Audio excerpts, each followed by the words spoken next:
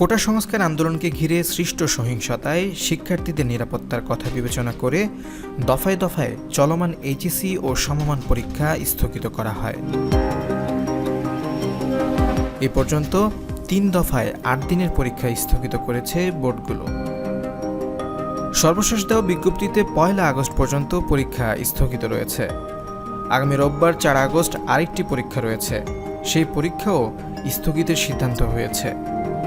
ফলে উদ্ভূত পরিস্থিতিতে ১১ আগস্ট থেকে নতুন কর্মসূচিতে এইচএসসি ও সমমানের পরীক্ষা নেওয়া হবে। এর আগ পর্যন্ত সব পরীক্ষা স্থগিত করা হয়েছে।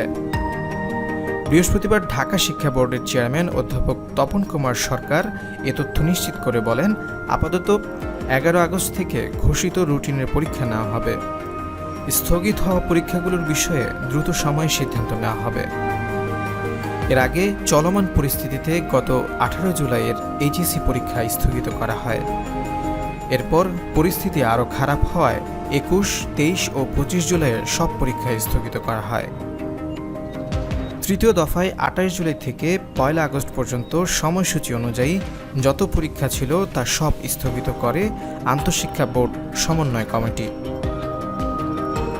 উল্লেখ্য, গত ৩০ জুন এইচএসসি ও সমমান পরীক্ষা শুরু হয়। এবছর ৯টি সাধারণ শিক্ষা বোর্ড, কারিগরি বোর্ড ও মাদ্রাসা বোর্ডের অধীনে মোট পরীক্ষার্থী ১৪,৫০,৭৯০ জন।